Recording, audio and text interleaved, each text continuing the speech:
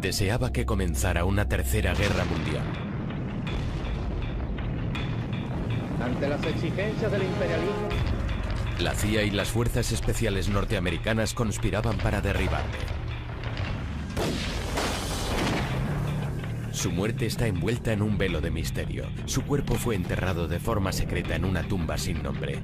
Pero aquel hombre de quien todos esperaban que el mundo se olvidara iba a convertirse en una leyenda.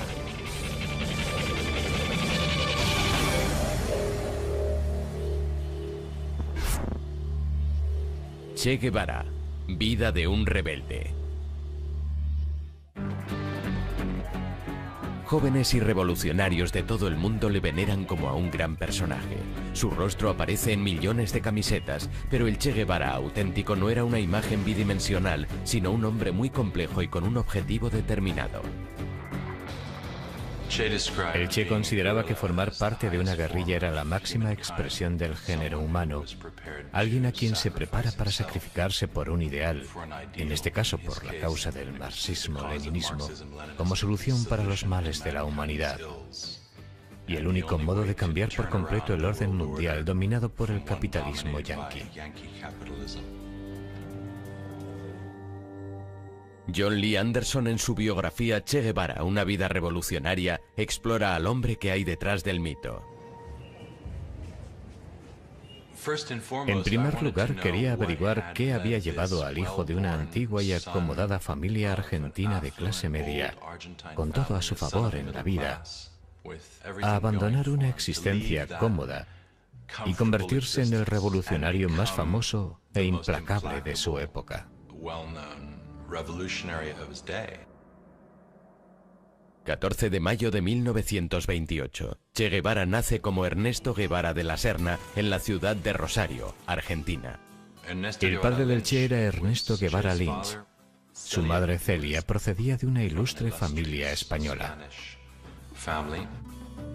En Altagracia y en general en Buenos Aires también. Carlos Figueroa es un... Altagracia, que eran, podían ser Cádiz, o hijos de choferes, o hijos de caseros. No hacían absolutamente ni... El mayor de los 4 hijos, Ernesto, padece asma crónica, una enfermedad que le importunaría toda la vida.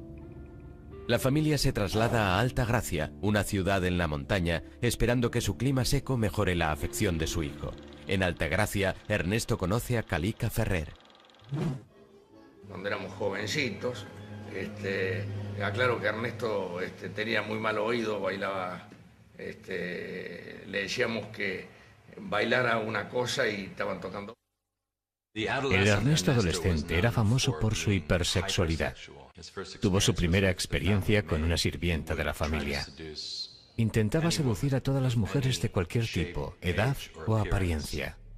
Uno de los rasgos más insólitos de Ernesto es su falta de higiene, lo que le hace ganarse el apodo de chancho, en otras palabras, cerdo. Que él le llamaba la semanera, que la cambiaba una vez por semana. Y entonces le pusimos chancho y ahí quedó chancho. Pero a pesar de sus excentricidades, Ernesto tiene un lado muy introspectivo. Siempre estaba buscando, no sé, el sentido de la vida. Ernesto siempre se destacó por ser adelantado, un intrépido, muy valiente, siempre...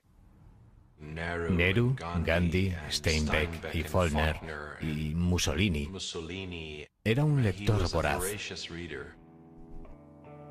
Aunque se matricula en la Facultad de Medicina, la verdadera educación de Ernesto proviene de los viajes que hace por la subdesarrollada Latinoamérica. Alberto Granado era un estudiante mayor que él. Le propuso hacer un viaje en moto a lo largo y ancho de Latinoamérica. Se trataba de buscar algo más allá de los privilegiados confines donde habían nacido. Deja aparcada su licenciatura en medicina y el 4 de enero de 1952, Ernesto y Alberto se ponen en camino en una vieja Norton denominada La Ponderosa 2. Lo único que podíamos ver era el polvo del camino. y a nosotros en la moto devorando kilómetros en nuestro viaje al norte.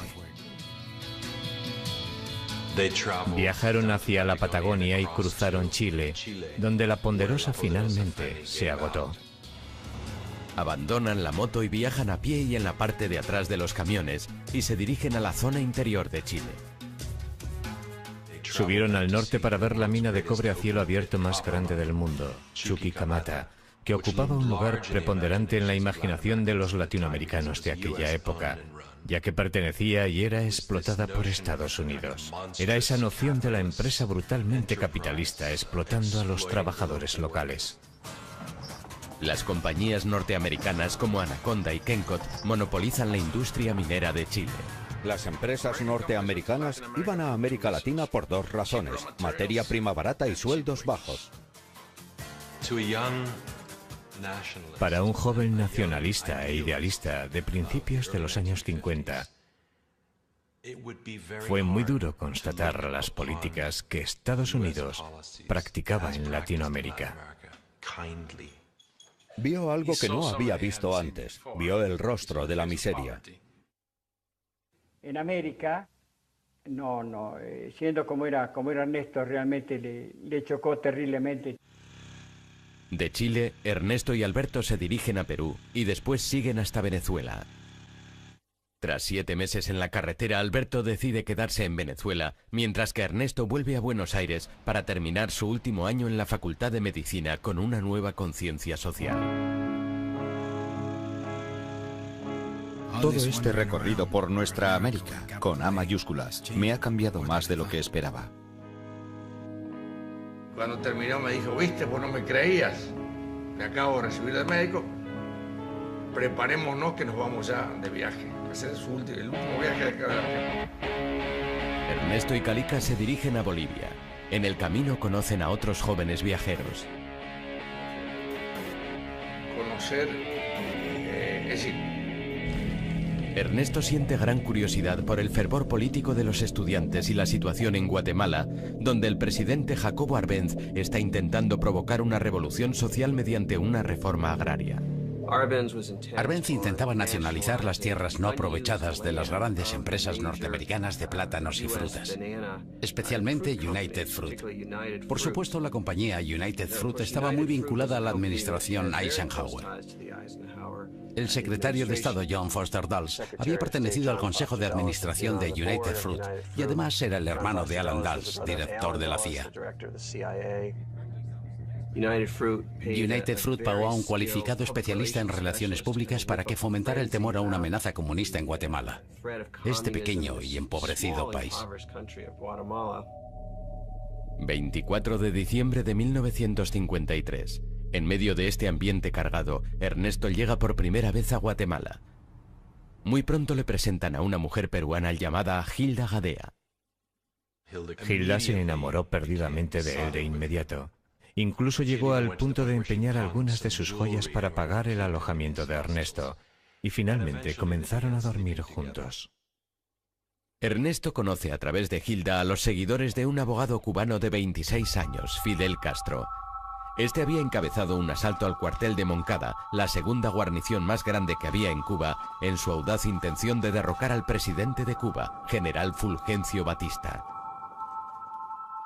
Muchos de los que asaltaron el cuartel eran estudiantes, exestudiantes, trabajadores, emprendedores, y muchos fueron torturados hasta la muerte, y los que sobrevivieron, incluidos Fidel Castro y su hermano, fueron encarcelados. Castro tiene que cumplir 15 años de sentencia, pero Ernesto está profundamente impresionado con aquellos hombres. A diferencia de sus amigos cubanos, Ernesto no está comprometido con ninguna causa o ideología, pero la destitución de Arbenz, el presidente de Guatemala, cambia sus puntos de vista. El primer golpe de Estado en Latinoamérica patrocinado por la CIA tuvo lugar en Guatemala en 1954. Digamos que el ejército se asustó y se le dijo a Arbenz que dimitiera.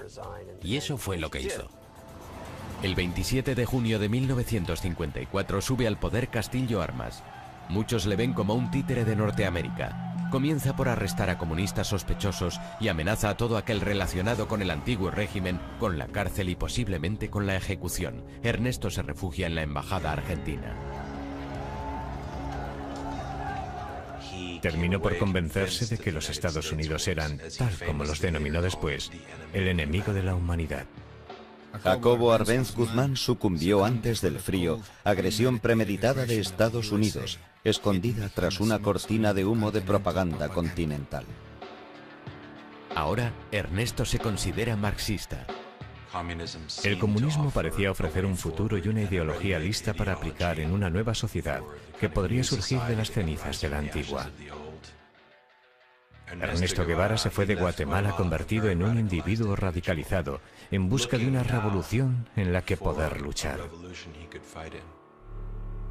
En septiembre de 1954, como muchos otros izquierdistas, Ernesto se dirige a México, donde el expresidente Cárdenas había nacionalizado los yacimientos de petróleo en la década de los 30.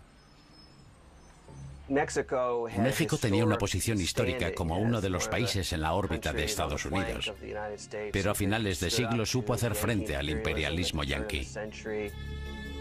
Ernesto se vuelve a poner en contacto con sus amigos cubanos, que le presentan a Raúl Castro, quien tras cumplir 22 meses de cárcel por su papel en el asalto de Moncada, va a México e intenta reconstruir la organización de su hermano mayor, Fidel. Se cayeron bien. A diferencia de Fidel, que estaba aún en prisión, era marxista. Batista tiene que rendirse ante la presión internacional y deja en libertad a Fidel Castro, que solo había cumplido 2 años de sentencia. También Fidel se dirige a México. Castro había intentado derrocar la dictadura por la fuerza de las armas en aquel loco asalto al cuartel de Moncada, asalto que muchos consideraron un acto temerario. Ahora estaba exiliado de su patria. ¿Y adivinan qué? Iba a organizarse, volver a su país y hacer lo mismo. Mientras Ernesto es reservado, serio, comunista, Fidel Castro no es ninguna de esas cosas. Estaba metido de lleno en la improvisada política de su época y se consideraba a sí mismo patriota y nacionalista. Aún no era marxista-leninista. En agosto de 1955, y deseando conocer al hombre que había levantado semejante pasión entre sus seguidores, Ernesto le pide a Raúl que le organice un encuentro. El encuentro dura toda una noche. Una incidencia política es haber conocido a Fidel Castro, el revolucionario cubano. Un hombre joven, inteligente, seguro de sí mismo y de una audacia extraordinaria. Creo que hay una mutua simpatía entre nosotros.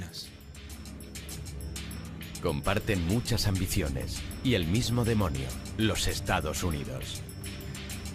Ernesto es invitado a unirse al movimiento 26 de julio, denominado así por la fecha del asalto al cuartel de Moncada. El único no cubano del grupo queda asignado como médico de la organización y se le da el nombre de Che. Los argentinos dicen Che cuando hablan unos con otros. Es un antiguo término que significa oye, y así empezaron a llamarle Che. Hilda se había quedado en Guatemala y ahora se reúne con Ernesto. Hilda le dijo que estaba embarazada.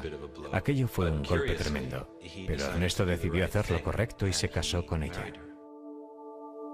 Poco después del nacimiento de su hija, Hildita, el Che se vuelca totalmente en el movimiento y en la gran ofensiva en Cuba.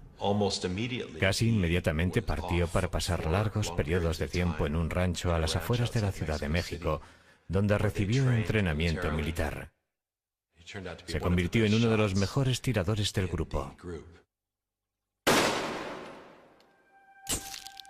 Pero pronto se corre la voz y el Che, junto a Fidel Castro y la mayor parte de los miembros del movimiento 26 de julio que están en la ciudad, son detenidos. Permanecen en la cárcel durante un mes. Tras su puesta en libertad, el movimiento sigue de forma clandestina. Fidel Castro continúa con sus planes de derrocar a Batista y compra un viejo y destartalado barco por $15.000, unos 11.000 euros, apropiadamente llamado Granma, es decir, anciana, para llevar a su pequeño ejército de 82 hombres de México a Cuba. Tienen prevista una travesía de 5 días. El Che escribe una carta a su madre en la que le informa de sus movimientos. Hilda se la remitirá en caso de que muera en la batalla. Básicamente se despide de Hilda y de su pequeña hija y les dice que si sobrevive se volverán a ver. Pero la revolución le llama. A las 2 de la mañana del 25 de noviembre de 1955, 82 hombres embarcan en el Granma. Con nuestras luces apagadas dejamos el puerto de Tuxpan, entre un revoltijo infernal de hombres y todo tipo de materiales. Las palabras de Fidel empiezan a hacerse realidad. En 1956 seremos libres o seremos mártires. Su causa era la revolución latinoamericana y su siguiente objetivo Cuba, liberar Cuba. Había dejado de llamarse Ernesto Guevara, se había convertido en el Che.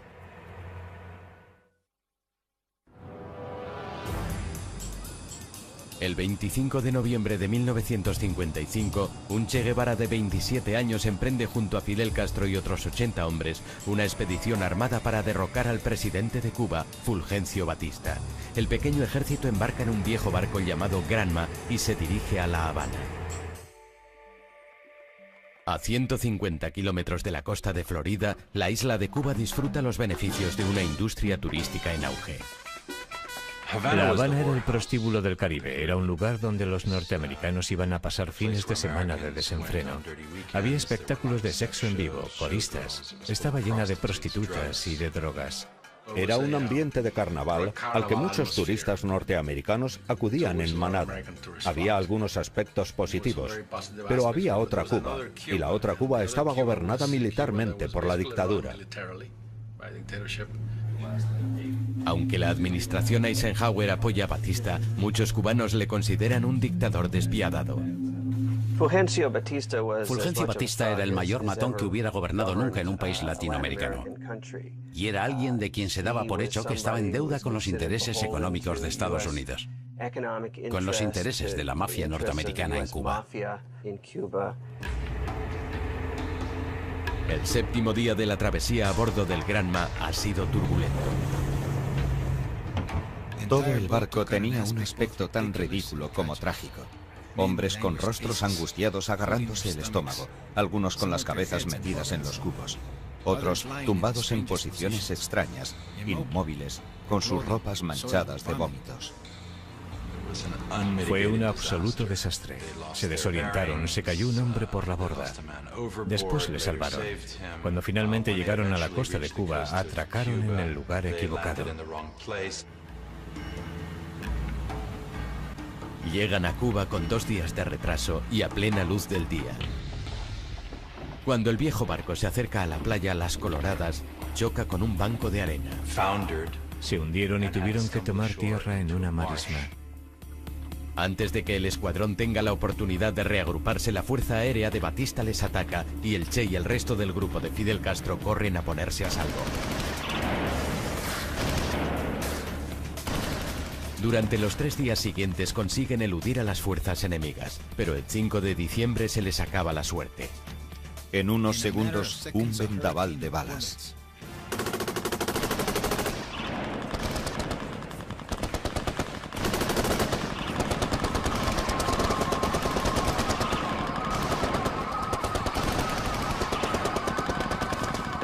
Esto solo aumentado por las escenas dantescas y grotescas. Un robusto guerrillero intentando esconderse tras el tronco de una caña de azúcar y otro, sin saber por qué, pidiendo a gritos silencio en medio del tremendo alboroto. Más de 2/3 fueron masacrados de inmediato. El Che resultó herido en el cuello. En una fracción de segundo tuvo que elegir entre llevarse su rifle y munición o su botiquín de primeros auxilios. Dejó el botiquín y cogió la munición. Cuando el Che se reúne finalmente con Fidel Castro y el resto del grupo, se quedó impresionado al ver los pocos que quedan del grupo. Solo 17 de los 80 hombres a bordo del Granma sobrevivieron. Entre ellos el Che y los hermanos Castro, Fidel y Raúl. La invasión fue tal desastre que en las primeras informaciones se decía que Fidel y el Che habían muerto. Fidel Castro, el Che y los otros se reagrupan y se dirigen hacia la cadena montañosa de Sierra Maestra. Sierra Maestra era la cordillera más cercana a la costa donde habían desembarcado. Fidel planeaba situar allí la base de su movimiento guerrillero. Sierra Maestra es un lugar que alberga desertores, contrabandistas y campesinos. En aquellos momentos ni yo, ni los campesinos de la zona teníamos conocimiento de que existían movimientos. A los 16 años, Dariel Ramírez, apodado Benigno, trabajaba en la granja de su padre en Sierra Maestra. Y la edad que yo tenía en aquellos momentos iba a los 17 años. Recelan de aquellos extraños en las montañas. ¿Quiénes son estos extraños barbudos y malolientes que llevan armas y que han importunado nuestras vidas de forma tan ruidosa? Fidel Castro intenta convencer a los campesinos para que se unan a él y a sus hombres. Decidió que tenía que convencer a los campesinos de que él iba a llevar a cabo una reforma agraria. Y lo consiguió robando vacas a los terratenientes, liberándolas y transfiriéndolas a las zonas de los campesinos. Aquello era un movimiento popular equitativo. Castro decide que ha llegado el momento de que se oiga la presencia rebelde y planea atacar un puesto militar en la zona. El Che se dirige a su primera batalla. El 22 de enero de 1957 los rebeldes tienden una emboscada a una patrulla militar.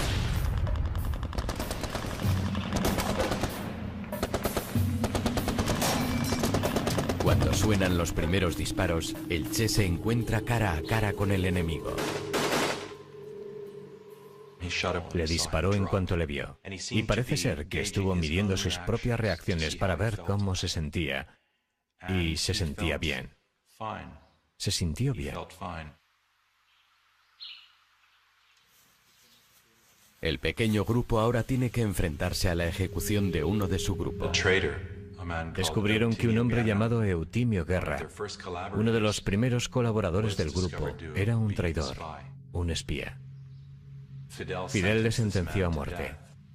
Nadie dijo nunca quién había ejecutado a Eutimio Guerra, pero en el diario personal del Che se puede confirmar que fue él, y lo describe con todo detalle. Le despoja de todas sus pertenencias, intercambia unas palabras con él, y después él se pone a su lado. Justo entonces se desató una tormenta. Le puso un revólver en la sien y le voló la tapa de los sesos, con un revólver del calibre 25.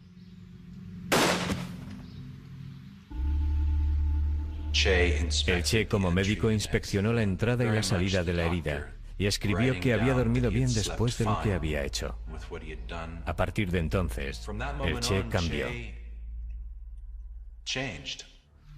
La guerra es dura. Y cuando el enemigo estaba intensificando su agresividad, uno no podía tolerar ni siquiera la sospecha de una traición. Desconozco el número total de los ejecutados por Che Guevara, pero ciertamente fueron muchos.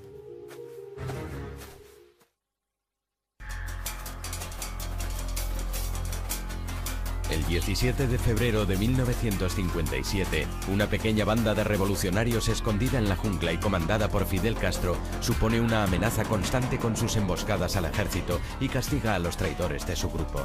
Pero gracias en parte a la falta de piedad de Che Guevara, el grupo va ganándose la fama de ser un grupo fuerte y violento. La tropa de Fidel Castro y sus hazañas atraen pronto la atención de la prensa mundial. Herbert Matthews, redactor del New York Times, consiguió entrevistarse con Fidel Castro. Y este quiso hacerle ver que disponía de 100 a 150 hombres dispuestos para la lucha armada.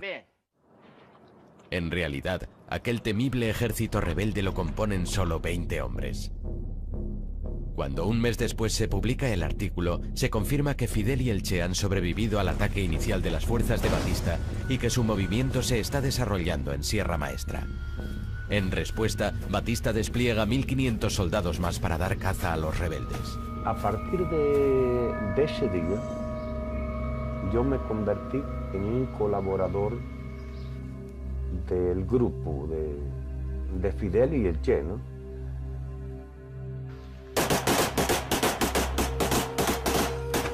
Que ya tenía confianza con ellos Mientras tanto, el 26 de julio, miembros urbanos se alistan en el ejército rebelde, entre ellos Chuck Ryan, un estudiante norteamericano de 19 años que reside en la bahía de Guantánamo, donde su padre trabaja como médico para la Marina norteamericana. Teníamos mucha relación con los cubanos. Éramos todos amigos. Íbamos a sus bodas, bautizos y ese tipo de celebraciones. Yo me ofrecí desinteresadamente a ayudarles, consiguiéndoles armas para luchar contra la dictadura. Pronto invitan a Chuck y a otros 2 adolescentes de Guantánamo a unirse a los rebeldes. Hablamos de ello, arreglamos algunas cosas y les dejamos unas cartas a nuestros padres. Los jóvenes norteamericanos y otros 50 nuevos reclutas son conducidos a Sierra Maestra. Una de las primeras personas que conocieron fue el Che. Creo que enviaron al Che porque muchos de los hombres que venían con nosotros se encontraban bastante mal. Estaban muy cansados, completamente desfallecidos. Y es que tardamos 30 horas en subir aquellas colinas, cargados como íbamos. Hay otros voluntarios norteamericanos. Uno de ellos es el joven de 18 años, Don Soldini. Se calcula que todo el ejército rebelde, incluyendo a Fidel, Che, Raúl y mi grupo, consistía en 300 hombres. La vida en el campamento rebelde no es fácil. Mis botas no tenían suelas. Comíamos cuando podíamos. A veces no teníamos agua. Anduvimos unos 300 kilómetros por las montañas. Yo tuve disentería y en fin. En las selvas de Cuba, los rebeldes son vulnerables a todo tipo de problemas de salud que el Che trataba. Teníamos las piernas infectadas por picaduras de mosquitos. Y él nos atendía, nos quitaba las postillas y nos aplicaba sulfamida. A los hombres les daba un poco de miedo que les tratara el Che. Le llamaban Doctor Sacamuelas. Era bastante brusco. Y no era famoso precisamente por su delicadeza. Además de sus funciones como médico, el Che demuestra reiteradamente su valía en el campo de batalla. Se dice que en más ocasiones que Fidel. El Che trataba siempre de poner en práctica la teoría del comunismo. Los comestibles, los alimentos por partes iguales. Su buena disposición para enfrentarse a la muerte, para arriesgar su propia vida, fue determinante para conformar un carisma muy poco común, que le proporcionó una fama casi legendaria. Se reveló como un hombre a quien los otros temían y además respetaban y admiraban. Viendo lo bien que el Che se conduce en batalla, el 12 de julio de 1957 Fidel Castro le asciende a comandante y le asigna el mando de su primera unidad militar, de 75 hombres, denominada Columna número 4. Aquella asignación me hizo entonces el hombre más feliz del mundo. Algunos se sintieron fascinados por sus dotes de mando y su carisma, sobre todo los chicos muy jóvenes. Muchachos de 15, 16 años. Algunos de ellos eran unos granujillas que se habían convertido en sus discípulos. Llegaron a ser conocidos como los cachorros del Che. Era todo para ellos. Un hermano mayor, un padre, un jefe de guerrilla, un instructor y sobre todo un ideólogo. Les daba clases de alfabetización. Quería que leyeran y escribieran. Otros intentan no atraer su atención. Tengo que reconocer que el carácter del Che Guevara era una complejidad de alma y corazón. Y a veces lo veía con una tranquilidad que condenaba a un chivato a muerte. En octubre, el Che tiene una nueva base en la mesa. Con esta nueva libertad de movimientos, comienza a organizar la zona, comenzando por un arsenal, una panadería, una carnicería e incluso un periódico llamado El Cubano Libre. En febrero de 1958 comienzan a emitir mensajes desde su propia emisora de radio, Radio Rebelde. No todos los guerrilleros saben que están luchando por una revolución comunista. Fidel nunca nos ha dicho de que aquello era comunismo. Los campesinos que lo acompañábamos Preocupaba mucho el poder y la retórica de Castro y quién era él. En aquella época era una especie de misterio. La CIA y el ejército estadounidense seguían proporcionando armas a Batista. Las tropas de Batista baten Sierra Maestra, pero aún así los rebeldes juegan con ventaja al ganarse el inestimable apoyo de la población local. El ejército de Batista estaba contra las cuerdas y Fidel eligió al Che para llevar la guerra al norte. Tras 18 meses en Sierra Maestra, es el momento de extender la guerra a otras partes de Cuba. Che Guevara y su columna marchan 600 kilómetros hacia la provincia de Las Villas, estratégicamente situada cerca de Santa Clara y la cuarta ciudad más grande de Cuba, a solo 4 horas de La Habana. A finales de 1958 conoció a Aleida March. Ella apoyaba el movimiento del 26 de julio. Aleida había pasado clandestinamente armas y mensajes desde las ciudades hasta el campamento del Che, pero en una de esas misiones la descubren. Acabó en las montañas y uniéndose al grupo del Che. Y al cabo de las semanas, cuando dejaron la Sierra del Escambray para luchar contra el ejército de Batista en las ciudades cercanas a Santa Clara, se convirtieron en amantes. Mientras tanto, la guerra de guerrillas se intensifica.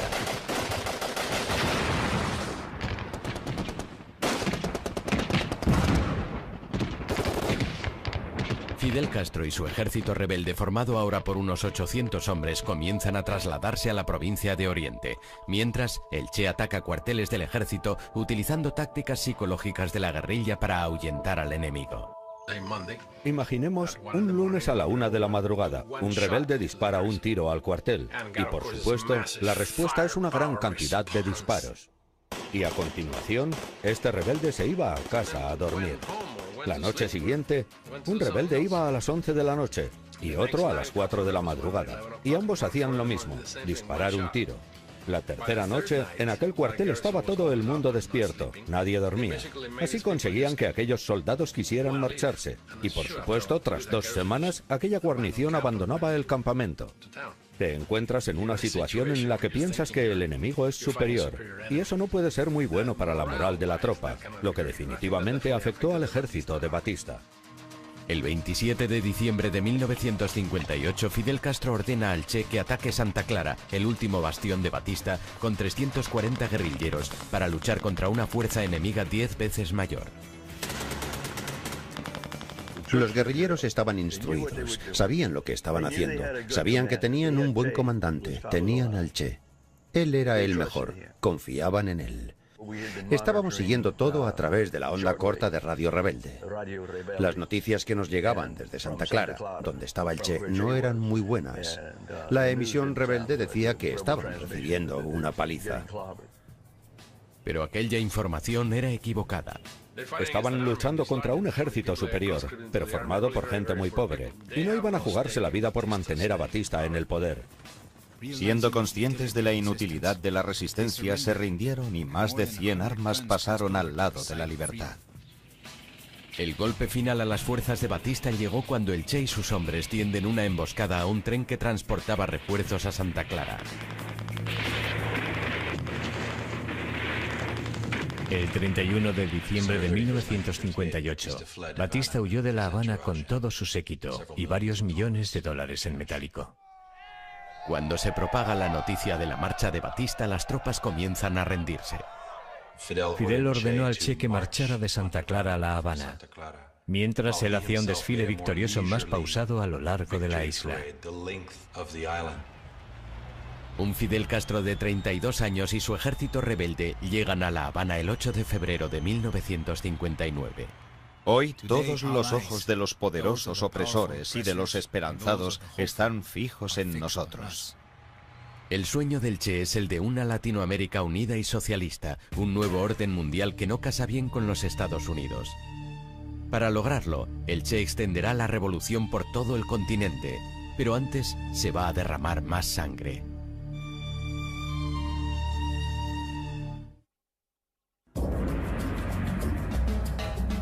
...2 de enero de 1959, La Habana, Cuba. Tras 2 años de guerra contra las fuerzas del presidente cubano Fulgencio Batista, una guerrilla comandada por Fidel Castro y por Che Guevara se ha hecho con el control de Cuba. En La Habana, la tarea del Che va a consistir en respaldar al nuevo gobierno revolucionario en el poder, controlando y purgando todo tipo de oposición. Mientras el presidente Fulgencio Batista huye de Cuba derrotado, Fidel Castro y su ejército rebelde hacen una entrada triunfal en La Habana. Nos recibieron como libertadores. La gente corría de aquí para allá con botellas de ron. La gente se volvió loca. Aquello fue una cosa muy bonita, fue una experiencia maravillosa, que creo que por primera vez en la vida se ha visto al pueblo de Cuba todo unido. Tras 2 años viviendo en las montañas, los rebeldes no tienen fuerzas para resistirse a las tentaciones de La Habana. El Che tuvo que dictar órdenes estrictas en cuanto a la conducta de sus jóvenes que llegaban a La Habana por primera vez y que se encontraban con aquellas mujeres jóvenes y hermosas. Literalmente se lanzaron sobre ellas. Aleida me describió todo aquello como una especie de orgía, sobre todo en las matas, debajo de la gran estatua de Cristo. La esposa del Che, Hilda, no le había visto desde que empezara la guerrilla 2 años antes. Vuela a La Habana con su hija sin saber que hay otra mujer en la vida del Che. Él le dijo enseguida que ya no estaba enamorado de ella y que quería el divorcio. El Che se casó con Aleida 2 meses después, en una pequeña ceremonia con Raúl Castro como uno de sus testigos. Mientras el Che pone en orden su vida privada, Fidel Castro comienza a implementar el primer cambio importante en Cuba. En un principio, la mayor parte de la población estaba esperando un cambio. Castro, cuando estaba en las montañas, siempre prometió elecciones, elecciones libres, en 18 meses. There is not communism or Marxism in our ideas. We will not seize any land from anybody. Sin embargo, el 16 de febrero, solo 2 meses después de la victoria rebelde, Fidel Castro jura como primer ministro y no hay elecciones. Entonces, ciertos segmentos de la clase profesional, la élite y la clase media, comenzaron a desconfiar de Castro y de su régimen. Hubo un debate que comenzó casi desde el primer día que Castro tomó el poder, y era si era comunista o no. Y parte de ese debate se centró en el Che Guevara, quien obviamente pronto apareció en la pantalla de radar de la CIA. Temiendo que una alianza con un conocido comunista podría hacer peligrar su posición, Fidel Castro mantiene al Che a distancia. Ordenó al Che que se hiciera cargo de la fortaleza La Cabaña, que es una antigua plaza fuerte colonial que domina el puerto de La Habana y la ciudad. Allí fueron juzgados los criminales de guerra. El Che ordena la ejecución de los sentenciados como culpables. Es decir, seguir haciendo lo que ya había hecho en la guerra. Juicios sumariales a torturadores, a los hombres acusados de crímenes de guerra y llevando a término sus ejecuciones. Las ejecuciones ante el pelotón de fusilamiento se llevaban a cabo en La Cabaña. El guerrillero norteamericano Neil McCauley había pasado muchos meses con los rebeldes y ayudaba a adiestrar a los soldados. El jefe del pelotón de fusilamiento se dirige a él para que lleve a cabo la primera ronda de ejecuciones públicas. Le dije, esto es cosa de los cubanos, háganlo ustedes. Y él me dijo, no, porque ¿qué pasa si lo hacen mal? Necesitamos a alguien que al menos dé en el blanco. Me convenció. No me importaba. Iba a disparar a aquellos tipos con mucho gusto. Así que me acerqué, me puse al mando del pelotón de fusilamiento, les dirigí y le maté. Después acercaron al siguiente y también le maté.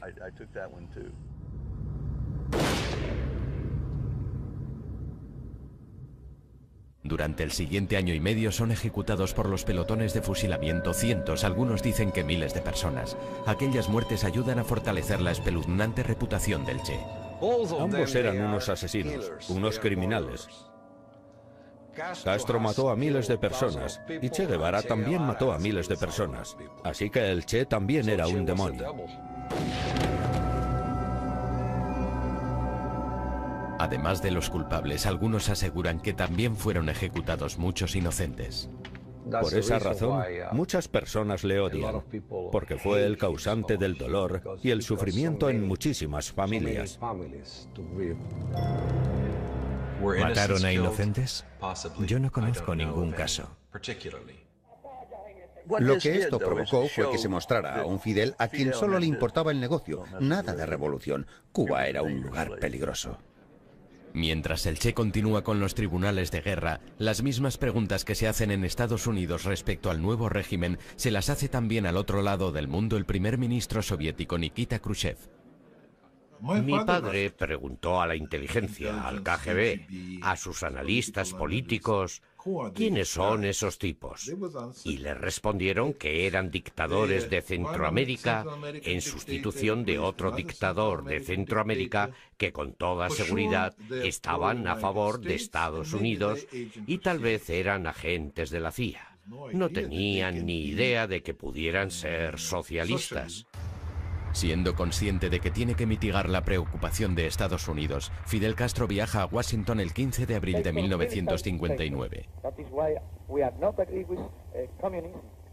Se reunió con el vicepresidente Nixon. Afirmó en la prensa norteamericana que él no era marxista, lo desmintió una y otra vez y dijo ser humanista demócrata. Durante aquellos meses iniciales todos hacían conjeturas respecto a Fidel. Pero entre bastidores, Fidel Castro se había alineado con el Partido Comunista Cubano. Siempre ha quedado la duda de si Fidel se convirtió en marxista por razones pragmáticas o evolucionó con el tiempo. Pero sin duda las convicciones ideológicas del Che influyen en Fidel. Durante los años en Sierra Maestra, el Che fue una caja de resonancia vital y un consejero de Fidel. Él le forjó como un hombre fuerte y revolucionario, y también contribuyó a su cambio de rumbo hacia la izquierda. Fidel Castro comparte con el Che ideología y la voluntad de cambiar Cuba. De forma secreta se reunía con el Che y algunos de sus compañeros más radicales para trazar los planes del futuro Estado comunista de Cuba. El gobierno comienza a preparar la reforma agraria cubana, ley que promulga la confiscación de la propiedad privada. Pero antes de poner en práctica el plan, el Che es enviado al extranjero.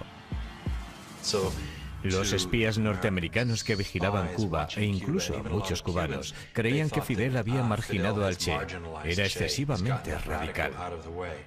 El 12 de junio de 1959, el Che sale de Cuba para visitar Asia, África y Europa, y toma su primer contacto con la Unión Soviética. Les ofrece un trato. Estados Unidos había rechazado comprar varios millones de toneladas de azúcar cubano.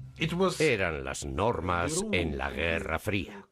Aunque tú no pensaras que esas personas podrían ser tus aliados o tus amigos, si intentaban hacer algo que fuera negativo para tu enemigo, tenías que ayudarles. Los soviéticos aceptan comprar lo que los norteamericanos habían rechazado. Necesitaban armas. Así que la Unión Soviética comenzó a venderles antiguos tanques soviéticos y algunos aviones y aviones de combate. Los soviéticos también les proporcionan petróleo que las refinerías pertenecientes a Estados Unidos se niegan a procesar. El Che tenía un rostro público y una existencia clandestina que Fidel asumía y alentaba. Como recompensa, Fidel le da al Che un papel importante en el gobierno cubano como director del Ministerio de Industrialización y es nombrado presidente del Banco Nacional de Cuba. Mostraba su desdén por el mundo de las finanzas y el dinero, firmando los billetes del Banco de Cuba simplemente con la palabra Che.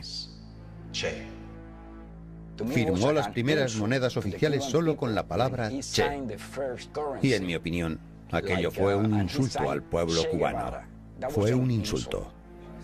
La estructura capitalista de Cuba está llegando a su fin. Castro bajó el nivel de vida de Cuba, por lo que, en vez de hacer más ricos a todos, hizo muchísimo más pobres a todos. Fidel Castro decreta una reforma agraria y el 7 de mayo de 1959 se llevan a cabo las primeras confiscaciones de las grandes propiedades agrícolas. La gente comienza a ver la realidad de lo que va a venir. Y muy pronto los cubanos comienzan su éxodo a Miami. Mientras miles huyen de Cuba, el Che aborda un plan incluso más radical. Un argumento favorito del Che era que para que Cuba llegara a ser totalmente soberana políticamente, tenía que ser económicamente independiente de Estados Unidos. Y la única forma de conseguir aquello era cortando todos los lazos económicos con los Estados Unidos. Estados Unidos ha invertido millones de dólares en Cuba. Todo pertenecía a Estados Unidos. La compañía eléctrica, los puertos, las minas, la línea aérea que volaba 2 veces al día a Miami, las cadenas de televisión. A la negativa de Estados Unidos de refinar el petróleo de Cuba, Fidel responde nacionalizando todas las compañías petroleras extranjeras. En represalia, Estados Unidos rompe todas las relaciones diplomáticas. Menos de 10 meses después, todas las empresas norteamericanas son embargadas. Washington contraataca y anuncia un embargo comercial de todas las exportaciones de Cuba. Mientras aumenta la tensión con Estados Unidos, en Cuba cualquier tipo de oposición al régimen es vista como contrarrevolucionaria y un delito. Incluso está mal vista la práctica de la religión. Varias docenas de sacerdotes católicos son expulsados de la isla. Juramos sobre la Biblia y prometimos luchar hasta que Cuba fuera libre, o hasta la muerte. Y muchos de los fundadores de mi organización, MRR, Movimiento de Recuperación Revolucionaria, murieron frente al pelotón de fusilamiento. Los asesinatos fueron terribles. Se producían en todas partes. Yo no quería vivir bajo un régimen como aquel, ni mi esposa tampoco. Mientras miles huían de Cuba, aquel estado de confrontación establecido por el gobierno revolucionario cubano contra Estados Unidos ya no se puede soportar más. Sinceramente, es un hombre incontrolable. Esa es la clave, no podemos controlarle. El servicio interno de la CIA dice que Fidel Castro tiene que ser eliminado y la revolución cubana anulada. Y necesitamos poner en marcha un plan para derrocar el gobierno de Castro.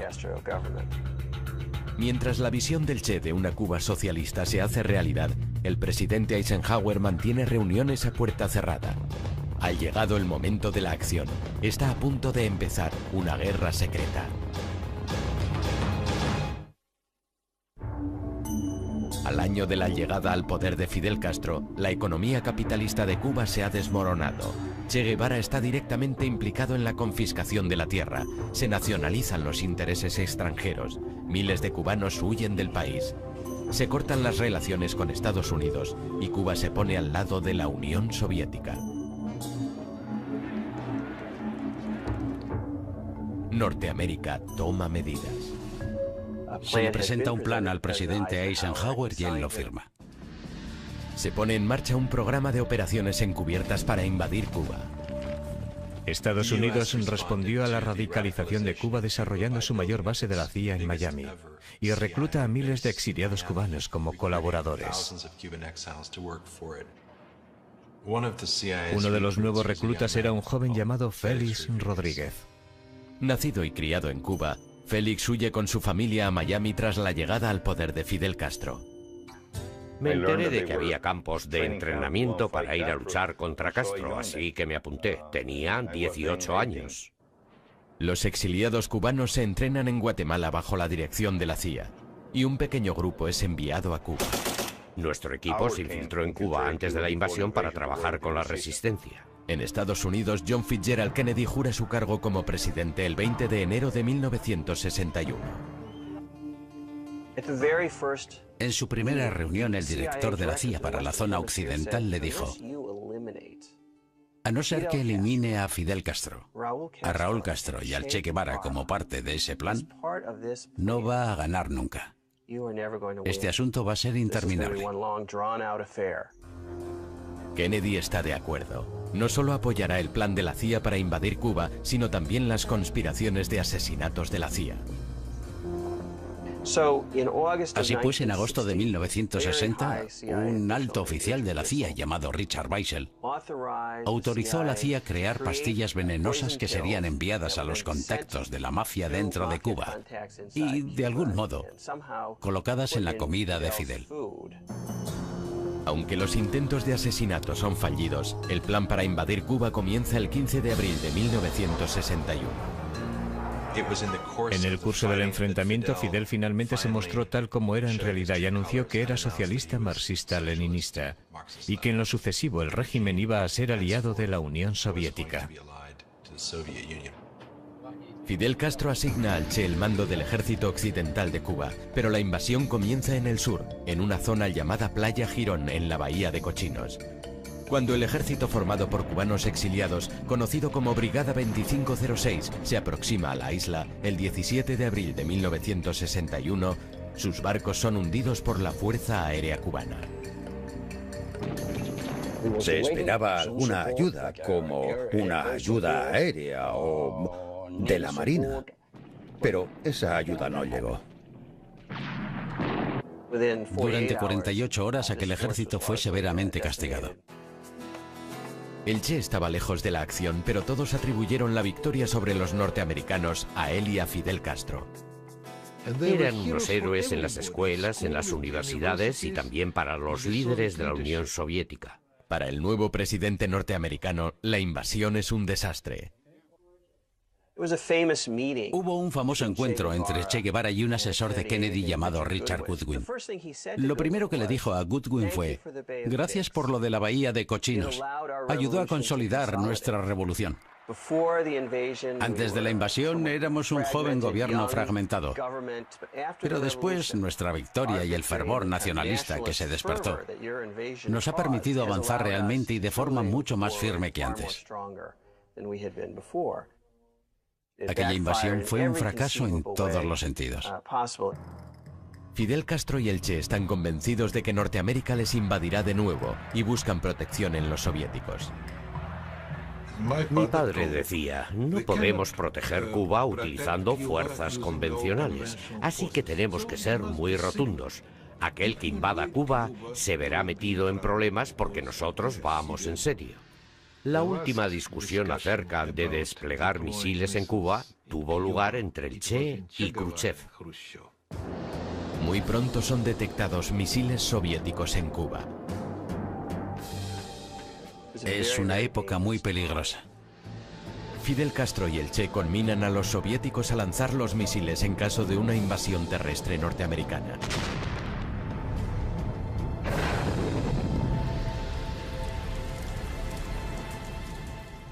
Castro se mostraba tan agresivo que Khrushchev le excluyó de aquellas negociaciones.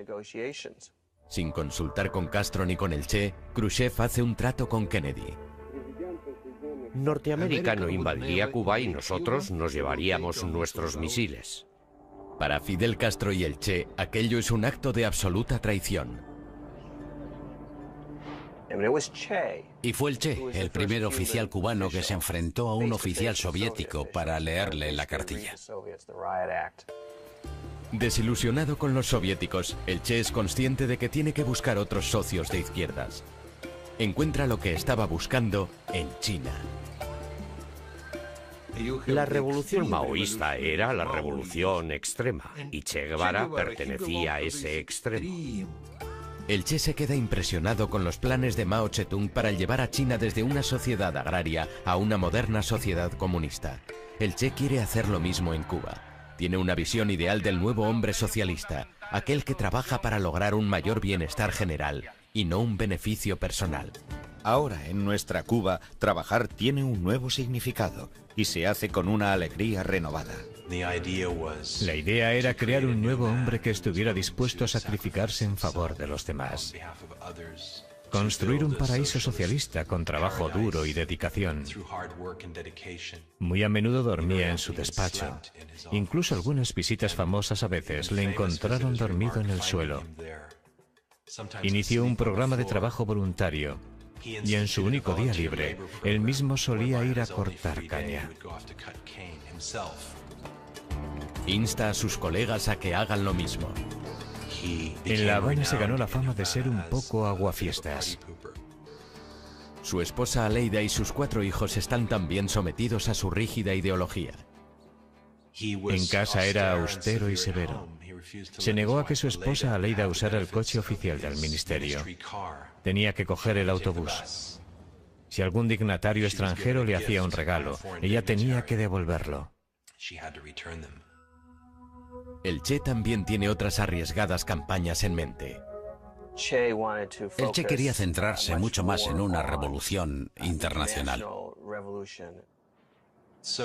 Comenzó a hacer renacer sus esperanzas de extender la revolución socialista a otras partes de Latinoamérica, como una forma de crear un respiro, de abrir un nuevo pulmón para Cuba en el hemisferio.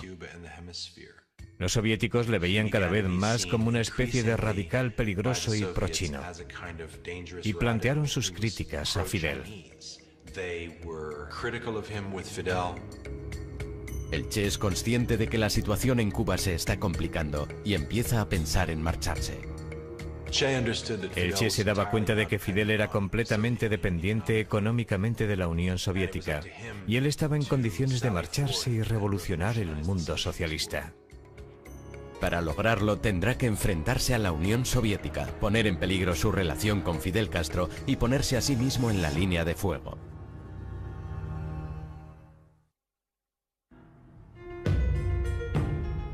En 1963, la economía de Cuba sufre una debilidad sin precedentes. Los planes de Che Guevara de lanzar al país han fracasado. Su solución es acabar con la dependencia soviética de Cuba y extender la revolución por todo el mundo. El Che estaba cada vez más desencantado de cómo se estaban desarrollando las cosas, al ser Cuba un satélite de la Unión Soviética. En agosto de 1964, la atención de la administración de Lyndon Johnson se desvía de Cuba a Vietnam y a la creciente agitación en África. Los cubanos también ponen sus ojos en África, sobre todo en lo que había sido el antiguo Congo belga. El Congo está en el corazón de África.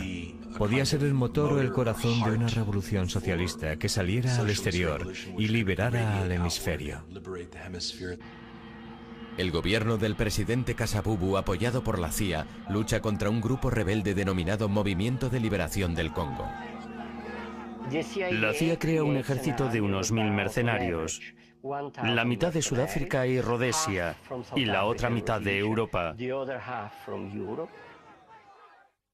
Y los cubanos creen que ellos también deberían ir a apoyar a las fuerzas que luchaban contra el grupo apoyado por Estados Unidos. Y Che Guevara tenía la impresión de que era una revuelta muy fuerte y con unos líderes muy comprometidos. Con el Congo en mente preparado para una revolución, el Che se dirige a Nueva York y al país que durante tanto tiempo ha despreciado. Vino en diciembre de 1964 y pronunció un discurso en las Naciones Unidas.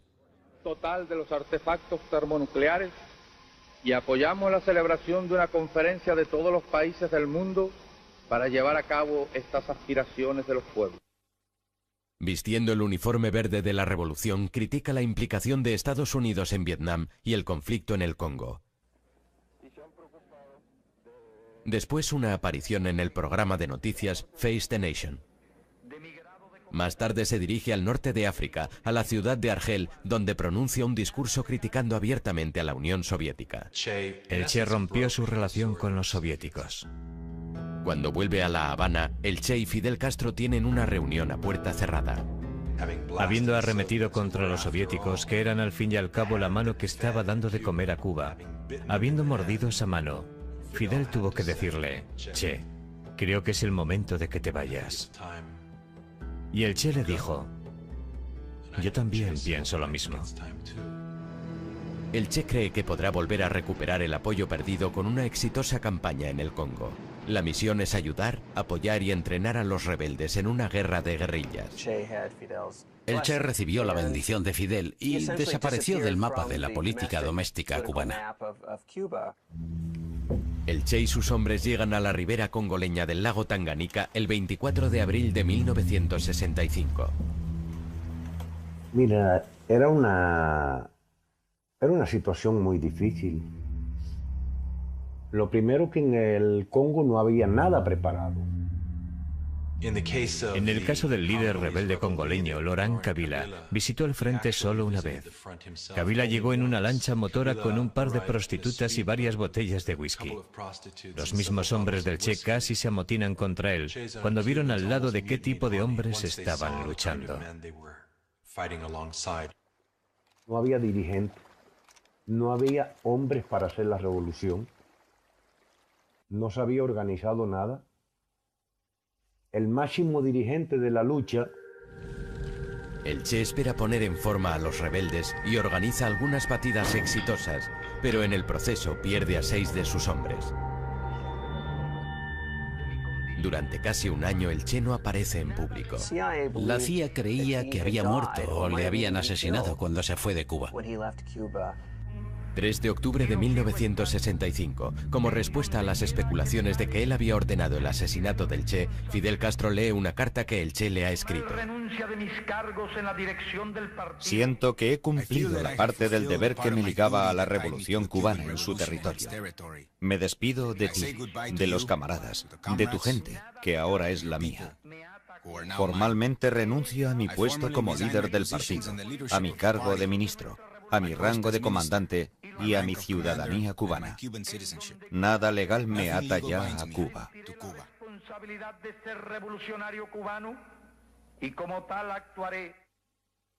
El Che no esperaba que la carta se leyera en público.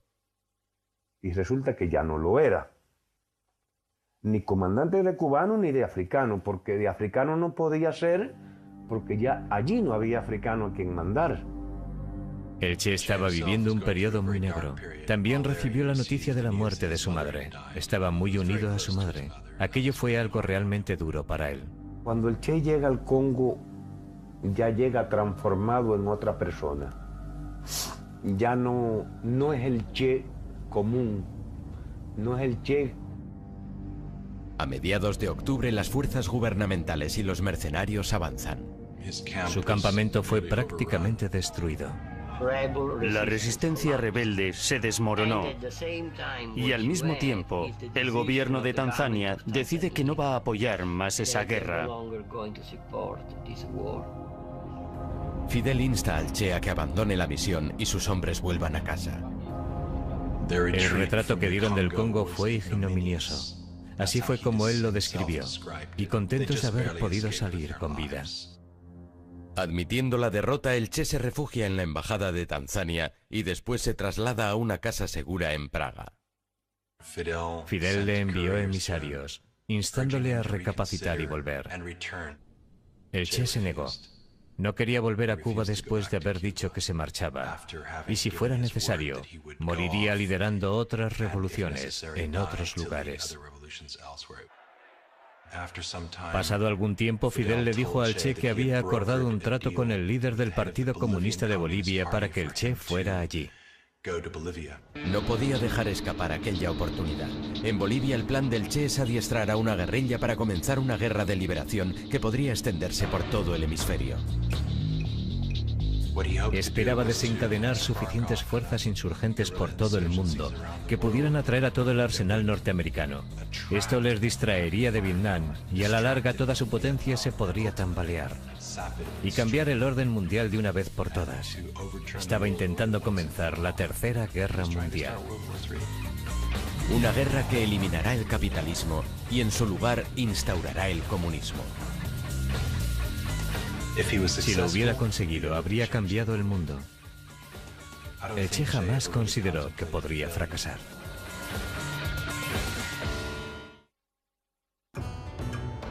Después de la misión fallida en el Congo y de que la carta de su adiós a Fidel saliera a la luz, el Che se niega a volver a Cuba sin un éxito. Sus planes de extender la revolución le llevan a Bolivia. Noviembre de 1966. El Che llega a La Paz disfrazado de forma muy convincente. El Che se arrancó los pelos uno a uno.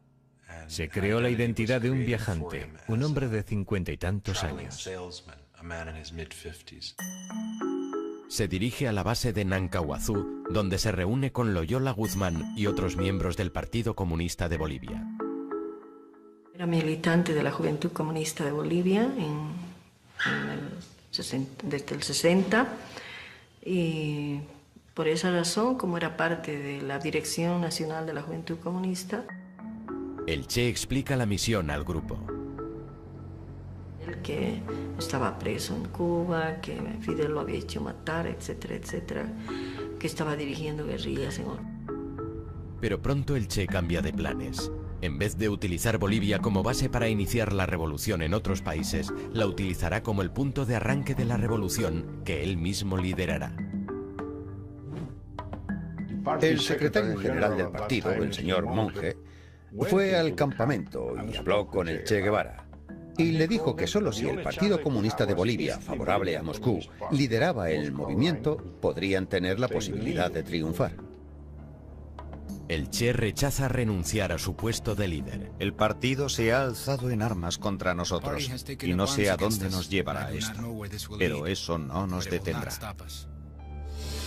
Pero la pérdida de apoyo del grupo de Monge deja al Che con tan solo 24 soldados, entre ellos algunos de sus viejos camaradas cubanos. En Bolivia, el disfraz del Che va cambiando. Pues nos habíamos pasado 5 meses entrenándonos. Lo único que no estaba era lo que Fidel nos había prometido. Para empeorar las cosas, el apoyo al movimiento de los campesinos que fue tan importante en Cuba no lo encuentran en Bolivia. Tuvimos una reforma agraria en 1952, así que cada campesino era dueño de su propia tierra. Teníamos un gobierno democrático y prensa libre. La región del Chaco de Bolivia, donde el Che decide comenzar su campaña, es también bastante inhóspita. Donde inclusive no aparece el habla quechua, el habla que hay en esa zona. Aún así, el Che continúa con sus planes. Si pudo lograrlo en Cuba, también podría conseguirlo en Bolivia. 19 de marzo de 1967, al Che y sus hombres se unen unos cuantos viejos conocidos, entre ellos el marxista francés Regis Debray y 2 viejos adeptos a la revolución, el artista Ciro Bustos y una antigua espía de la Alemania del Este y supuesta agente del KGB llamada Tania. Firmemente comprometida con la causa comunista, Tania es el único enlace entre la guerrilla y el mundo exterior. Tania, al perder nosotros a Tania, perdimos todo.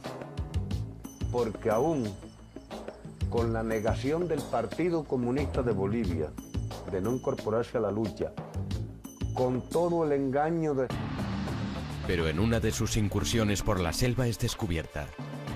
Tania tiene que quedarse con la guerrilla, pero para algunos las condiciones son demasiado difíciles. La primera información salió de los desertores. Ellos confirmaron la información de que había extranjeros en la región armados y con la intención de crear un ejército guerrillero. El ejército envía a la zona una patrulla de 40 hombres. Y la guerrilla tendió una emboscada a aquella patrulla. Y el 10 de abril tuvimos otras 2 emboscadas. La guerrilla tendió una emboscada a otras 2 patrullas. El Che decide dividir el grupo en 2. Un líder rebelde llamado Joaquín se quedará en la retaguardia mientras el Che va a la vanguardia. Da instrucciones a Regis Debray y a Ciro Bustos para que hagan llegar un mensaje a Fidel Castro. En el intento son capturados y hechos prisioneros por el ejército boliviano. El sargento Miguel Arroyo les interroga. Ellos sí, ellos fueron, pero él prácticamente por voluntad, porque él estaba muy preocupado, Bustos graficó la imagen de todos los guerrilleros. Ahí se pudo detectar ya la aparición de Guevara, porque lo saca con barba y con su cachimba ya. Regis Debray confirma la identidad del Che. Cuando reapareció en Bolivia en 1967 había que ver los informes de la CIA diciendo: bueno, sí, suponemos que estábamos equivocados cuando pensábamos que en estos últimos años podría haber muerto, pero parece que está vivito y coleando y promoviendo la revolución en la selva de Bolivia. La CIA envía un par de agentes a Bolivia en junio de 1967. Uno de ellos es Félix Rodríguez, el hombre que a los 18 años se había preparado para la Bahía de Cochinos. Se ha ofrecido a asesinar al Che y a Fidel Castro. El gobierno boliviano estaba seguro de que él estaba intentando promocionar la guerrilla en la zona. Con la evidencia de que el Che intentaba comenzar una guerra de guerrillas en su país, el presidente boliviano empieza una campaña propagandística contra ellos. Crisis porque no se podía ir a comprarse nada, salir porque aquí no tenemos mercado, teníamos que ir al Chaco a traer. Con el Che Guevara de nuevo en el punto de mira, Norteamérica empieza a prepararse para ayudar a los bolivianos. Está muy claro que durante el verano de 1967 este asunto pasa a ser absolutamente prioritario para la CIA. Lyndon Johnson seguía día a día la evolución de los pasos que se daban para localizar y eliminar al gran revolucionario Che Guevara. Un legado de la presidencia de Kennedy es la creación de un grupo contrainsurgente de élite conocido como los Boinas Verdes y que son desplegados en Bolivia. La misión consistía en entrenar, empezando de cero, un batallón boliviano, entrenándolo específicamente para perseguir al Che Guevara y su guerrilla. Se seleccionan 800 soldados bolivianos que son entrenados en un campamento llamado La Esperanza. Metódicamente, ¿no? Pero acá nos dimos el gusto de mucha práctica con munición de guerra, particularmente con ametralladoras, con fusil. Eran unos estudiantes muy dispuestos, ponían mucho entusiasmo, llegaron a ser buenos soldados. Como las cosas se caldean en Bolivia, el Che decide que es hora de marcharse, pero no sin todos sus camaradas. Han pasado 4 meses desde que la columna del Che vio por última vez a la retaguardia que dejaron en el campamento con los enfermos, incluida Tania. Físicamente estaba muy mal. Tenía un cáncer de útero que la estaba matando. El informe de la guerrilla decía que apenas podía caminar, por lo que estaba retrasando los movimientos de la guerrilla. El Che quiere reunirse con el grupo para dirigirse a los Andes y poder escapar. A solo días de diferencia, ambos grupos comienzan a trasladarse por separado hacia Río Grande. El 31 de agosto, la columna de Joaquín llega allí la primera. Preguntaron a un campesino cómo hacer para cruzar el río. Pero el campesino les delata e informa al ejército del lugar exacto por donde Joaquín piensa cruzar el río. Y cuando comienzan a cruzar, sufren una emboscada. Y los matan, incluyendo a Tania, la única mujer del grupo. Le dispararon a ambos brazos, después al cuerpo y se hundió en el agua. Básicamente todo el grupo fue aniquilado, con la excepción de 2 individuos. Una vez que sus camaradas de la segunda columna fueran eliminados, la historia de Che Guevara en Bolivia fue realmente una historia de supervivencia. Una especie de viaje épico. Se movieron por una jungla terrible, calurosa, llena de espinos, hacia los Andes. Desnutridos, sufriendo emboscadas, enfermos. En septiembre, un Che de 39 años y sus hombres han estado moviéndose por la dura jungla boliviana durante 10 meses. El Che pierde casi la mitad de su peso. Su cabello está apelmazado y largo. Sus hombres tienen alucinaciones. El chino Juan Pablo Chan, ciego, o sea, miope, sin gafas, se le habían roto. Tenía problemas en sus piernas, no se podía... El Che envía a Benigno a buscar las tan necesitadas provisiones. Cuando se acercaban al pueblo de La Higuera, se encontraron con una emboscada del ejército.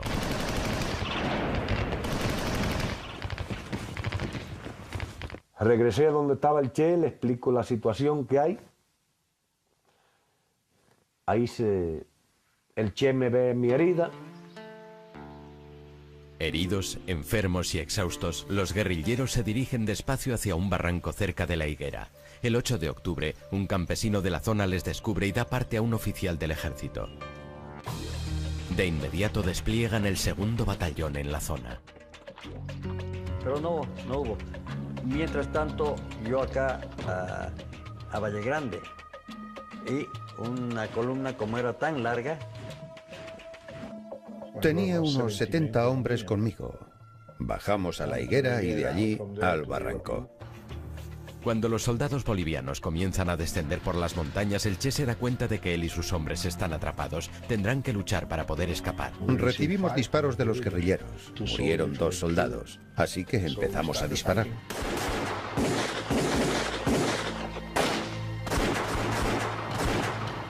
Los soldados superaban en número a los guerrilleros. Algunos de los guerrilleros fueron asesinados. El mismo Che fue herido y de un disparo le arrebataron el rifle de la mano. Ya no podía disparar. Un guerrillero boliviano llamado Willy acude a ayudarle intentando ponerle a salvo.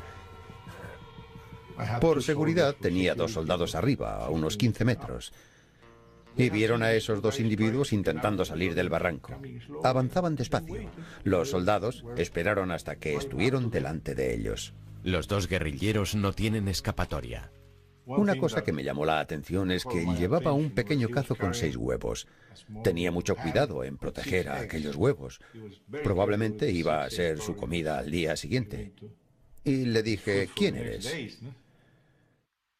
Y él me contestó, soy el Che, y valgo más vivo que muerto. Ha hecho falta un ejército, pero finalmente Che Guevara ha sido capturado. Los bolivianos están sedientos de sangre, pero los únicos que pueden salvar al Che son aquellos a los que él odia tanto.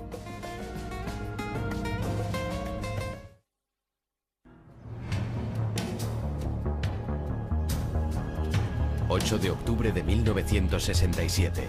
Tras 11 meses huyendo, los sueños de revolución de Che Guevara han terminado de forma sangrienta en la selva boliviana.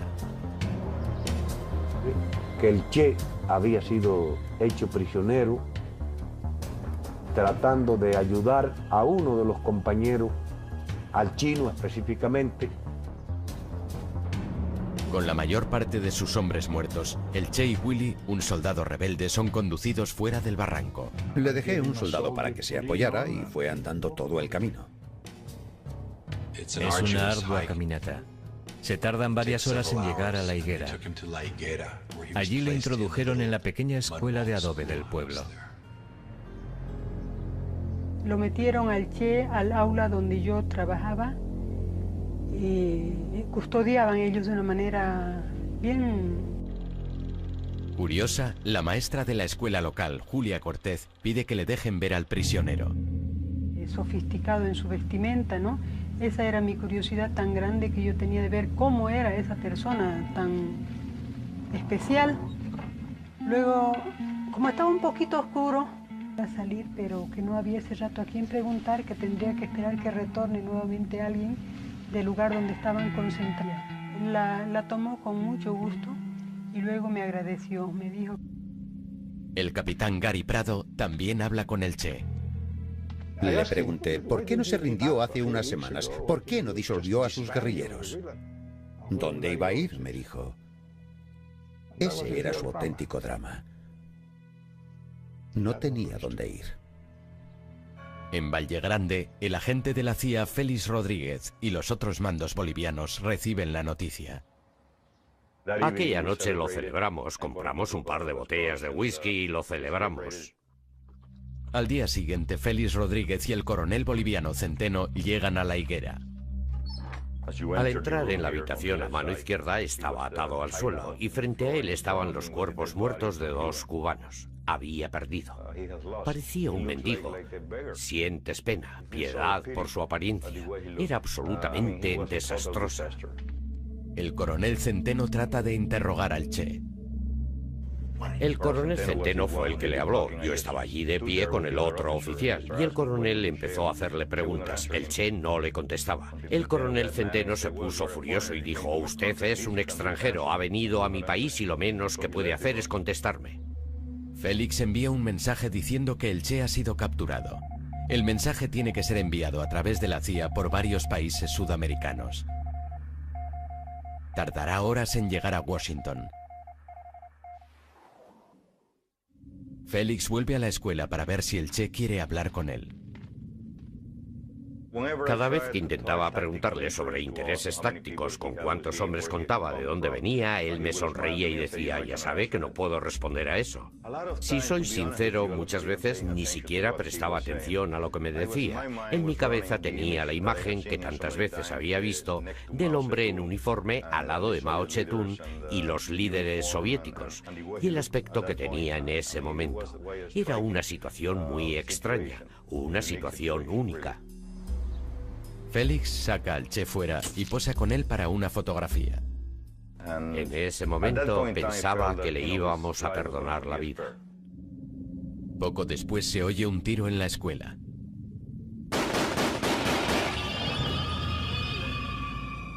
Pensé que le habían disparado al Che. Fui corriendo, abrí la puerta y él me miró. Le miré, fui a la otra habitación y le vi a Willy que estaba agonizando. Y el soldado que le disparó me dijo, mi capitán intentaba escapar, lo que era ridículo. Recibió la orden de ejecutarle.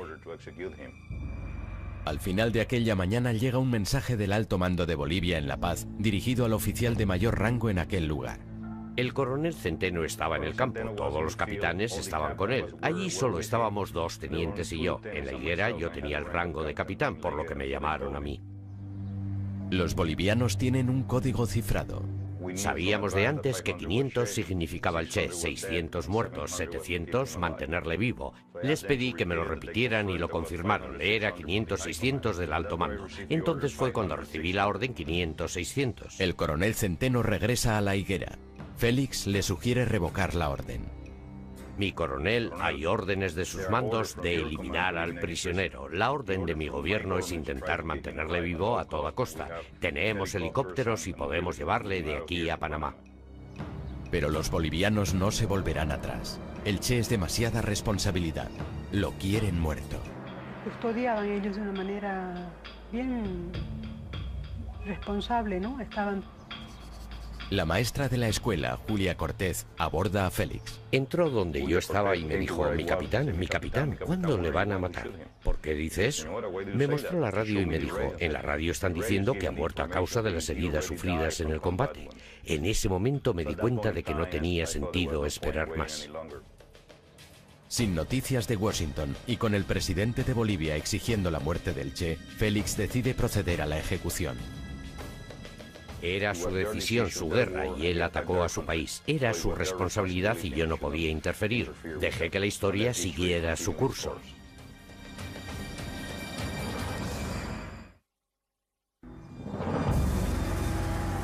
Solo un día después de la captura de Che Guevara, el gobierno boliviano ordena su muerte. Las noticias afirman que ha muerto en la batalla. Encerrado en una celda junto a los cadáveres de sus compañeros, el Che espera su destino. El 9 de octubre, a las 12:30 del mediodía, el agente de la CIA, Félix Rodríguez, entra en la escuela. Estaba sentado en el banco. Me quedé de pie frente a él y le dije, comandante, lo siento, lo he intentado. Se quedó blanco como una hoja de papel, pero muy tranquilo me dijo, es mejor así. No deberían haberme capturado vivo. Le pregunté si quería que mandara algún mensaje, si quería algo para su familia. Puede decirle a mi esposa que vuelva a casarse y que intente ser feliz. El Che se levantó. Pensó que Rodríguez iba a matarle en aquel momento. Félix me dijo que abrazó al Che como un gesto hacia un noble enemigo. Después se despidió de él y salió. Rodríguez salió fuera y pidió voluntarios.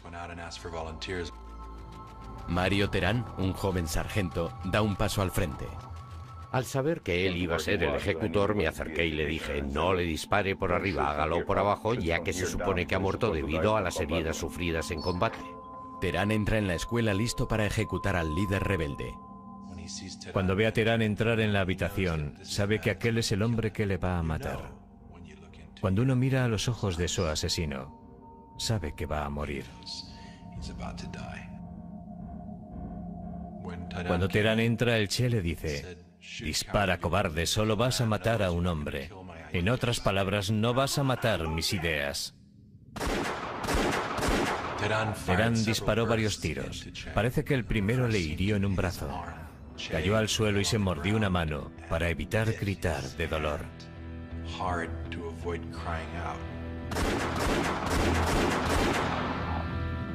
Después, Terán le remató con otra ráfaga.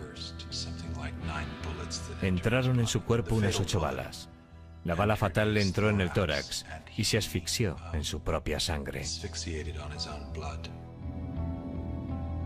Cuando llegaron el capitán Gary Prado y el capitán Centeno, entramos todos en la habitación. Y el capitán Prado dijo, mi capitán, creo que hemos terminado con la guerrilla en Latinoamérica.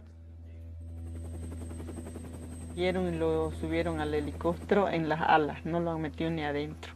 Y ahí yo lo he visto con mis ojos, todavía lo amarraron con una... Antes de que partiera el helicóptero, se acerca un sacerdote. Le dio la última bendición. El Che, un hombre ateo que no creía en Dios, recibió la bendición de la Iglesia Católica. Trasladan el cuerpo del Che al hospital local en Valle Grande. Personas de la zona recorren kilómetros para ver su cuerpo. Uno de ellos es el fotógrafo local, René Cadima. Servicio de inteligencia, ninguna persona enfoca cuando el Che esté llegando. Nadie saca fotos, nosotros le vamos a dar enseguida, no dijeron, que si no se le va a decomisar su cámara. Entonces no sacamos nada. Aquella noche Félix se reúne con militares de alto rango del ejército boliviano. A uno de los generales le preocupa que la gente no crea que ese sea realmente el cadáver del Che. Decía, si Fidel Castro desmiente que sea el Che Guevara, nosotros tenemos que probarlo. Y dijo, córtenle la cabeza y pónganla en formaldehído.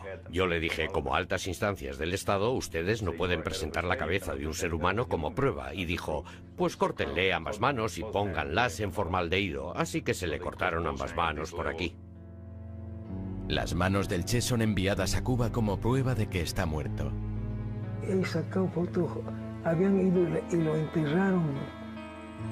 El cadáver del Che y los de sus camaradas muertos han sido secretamente enterrados en un lugar no revelado.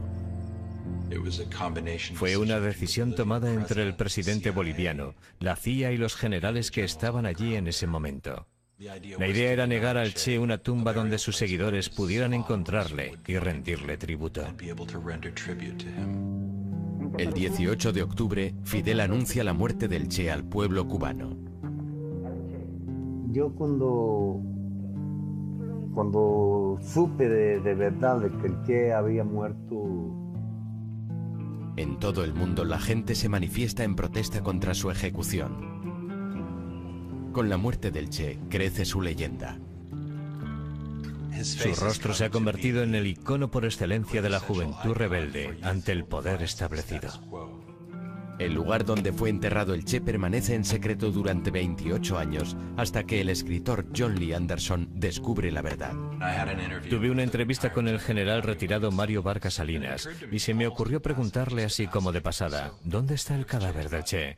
Aunque yo supiera que era un secreto militar. Valle Grande.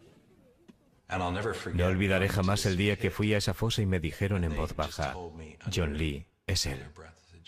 Eres consciente de que estás observando la escena del crimen, que todo un Estado ha intentado ocultar, y sientes que aquel es un momento histórico. Me sentí tan bien al poder revelar todo aquello. Los restos del Che y de los otros son finalmente depositados en una tumba en Santa Clara, Cuba, en el 30º aniversario de su muerte. Su hermoso martirio terminó nutriendo y alentando a las futuras generaciones de Latinoamérica y de todas partes. Sin embargo, su auténtico logro como revolucionario solo se ha producido en Cuba. El problema es que fracasó. Ninguna de las cosas que quiso cambiar han cambiado todavía. La mayoría de las personas que tuvieron relación con el Che y de algún modo le ayudaron, pagaron las consecuencias. Somos los que quedamos. No queda más nadie, ni de boliviano ni cubano. Te voy a decir una cosa, antes de contestarte esto. Yo en parte me alegro de que el Che... Benigno vive ahora en el exilio en París y en Cuba es considerado un traidor. El Che sigue siendo recordado en Bolivia. Su presidente socialista, Evo Morales, es un crítico de los Estados Unidos. Guevara en Bolivia, Che Guevara, Fidel Castro, un grupo que ahora, sin levantar armas contra el imperio, contra los nuevos patrones en Bolivia y en Latinoamérica, pues estamos no solo en tiempos de lucha, sino en tiempos... Habían algunos partidos políticos de izquierda, oportunistas, que no apoyaron esa lucha de Che Guevara. Actualmente ya nadie habla de la guerra de guerrillas. Es todo terrorismo. Ya no hay Che Guevara, solo Osama Bin Laden y personas como él. El Che era casi un purista. No estaba de acuerdo con el terrorismo. En la guerra del Che no había coches bomba. No había terroristas suicidas. Había una idea de sacrificio noble. En definitiva, el Che era una paradoja. Era alguien con cuya indignación social y pasional puedo identificarme y entender. Pero también era alguien cuya, a veces fría lógica, y cuya retórica, y cuyas acciones me parecen terribles. Alguien que anhelaba cambiar el mundo y que lo intentó, pero que, en última instancia, fracasó.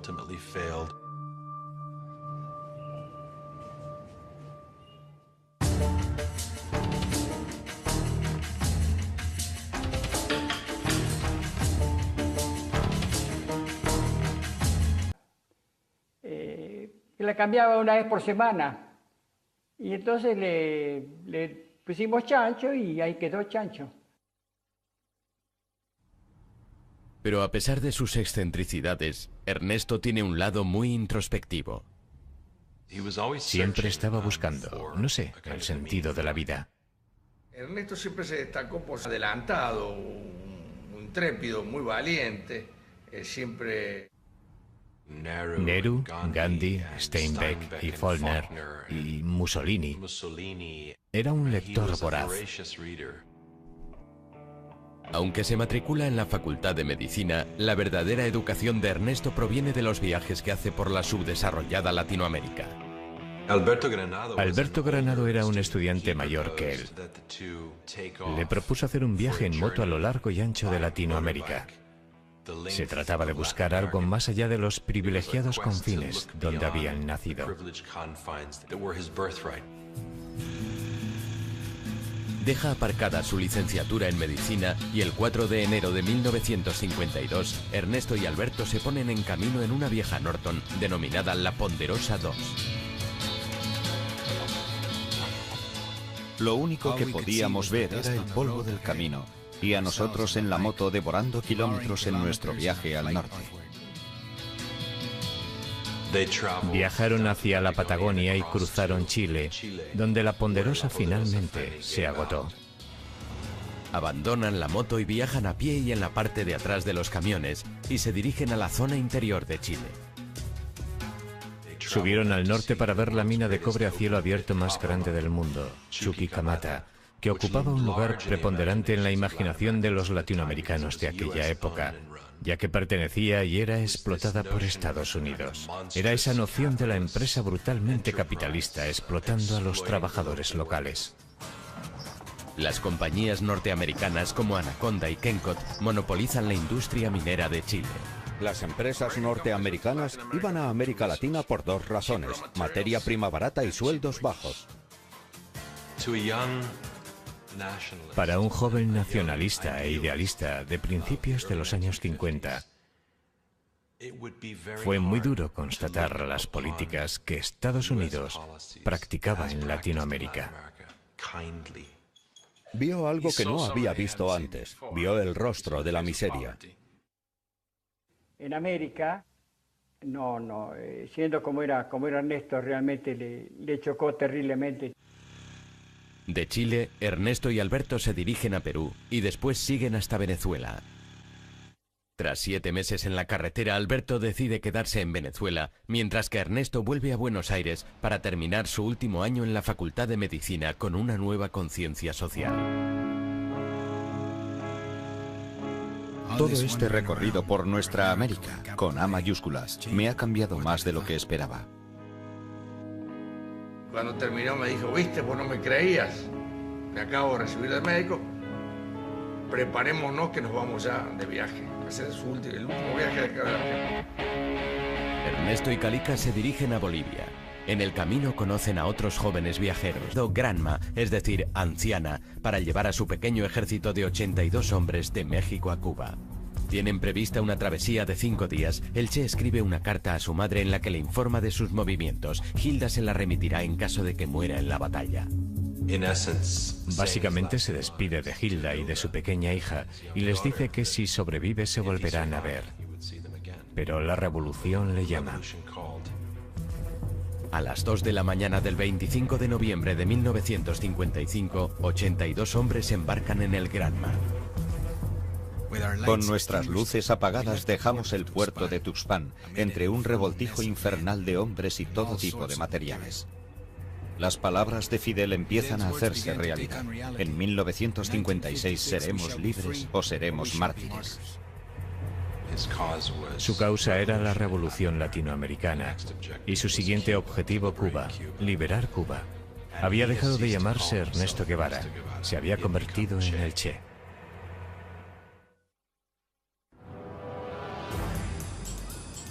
El 25 de noviembre de 1955, un Che Guevara de 27 años emprende junto a Fidel Castro y otros 80 hombres una expedición armada para derrocar al presidente de Cuba, Fulgencio Batista. El pequeño ejército embarca en un viejo barco llamado Granma y se dirige a La Habana. A 150 kilómetros de la costa de Florida, la isla de Cuba disfruta los beneficios de una industria turística en auge. La Habana era el prostíbulo del Caribe, era un lugar donde los norteamericanos iban a pasar fines de semana de desenfreno. Había espectáculos de sexo en vivo, coristas, estaba llena de prostitutas y de drogas. Era un ambiente de carnaval al que muchos turistas norteamericanos acudían en manada. Había algunos aspectos positivos, pero había otra Cuba, y la otra Cuba estaba gobernada militarmente por la dictadura. Aunque la administración Eisenhower apoya a Batista, muchos cubanos le consideran un dictador despiadado. Fulgencio Batista era el mayor matón que hubiera gobernado nunca en un país latinoamericano. Y era alguien de quien se daba por hecho que estaba en deuda con los intereses económicos de Estados Unidos, con los intereses de la mafia norteamericana en Cuba. El séptimo día de la travesía a bordo del Granma ha sido turbulento. Todo el barco tenía un aspecto tan ridículo como trágico. Hombres con rostros angustiados agarrándose el estómago, algunos con las cabezas metidas en los cubos, otros tumbados en posiciones extrañas, inmóviles, con sus ropas manchadas de vómitos. Fue un absoluto desastre. Se desorientaron, se cayó un hombre por la borda. Después le salvaron. Cuando finalmente llegaron a la costa de Cuba, atracaron en el lugar equivocado. Llegan a Cuba con 2 días de retraso y a plena luz del día. Cuando el viejo barco se acerca a la playa Las Coloradas, choca con un banco de arena. Se hundieron y tuvieron que tomar tierra en una marisma. Antes de que el escuadrón tenga la oportunidad de reagruparse, la Fuerza Aérea de Batista les ataca y el Che y el resto del grupo de Fidel Castro corren a ponerse a salvo.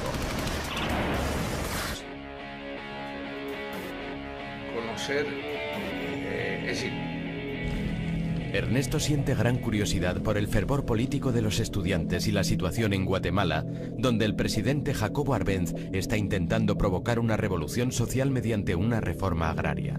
Arbenz intentaba nacionalizar las tierras no aprovechadas de las grandes empresas norteamericanas de plátanos y frutas, especialmente United Fruit. Por supuesto, la compañía United Fruit estaba muy vinculada a la administración Eisenhower. El secretario de Estado John Foster Dulles había pertenecido al Consejo de Administración de United Fruit y además era el hermano de Alan Dulles, director de la CIA. United Fruit pagó a un cualificado especialista en relaciones públicas para que fomentara el temor a una amenaza comunista en Guatemala, este pequeño y empobrecido país. 24 de diciembre de 1953. En medio de este ambiente cargado, Ernesto llega por primera vez a Guatemala. Muy pronto le presentan a una mujer peruana llamada Hilda Gadea. Hilda se enamoró perdidamente de él de inmediato. Incluso llegó al punto de empeñar algunas de sus joyas para pagar el alojamiento de Ernesto, y finalmente comenzaron a dormir juntos. Ernesto conoce a través de Hilda a los seguidores de un abogado cubano de 26 años, Fidel Castro.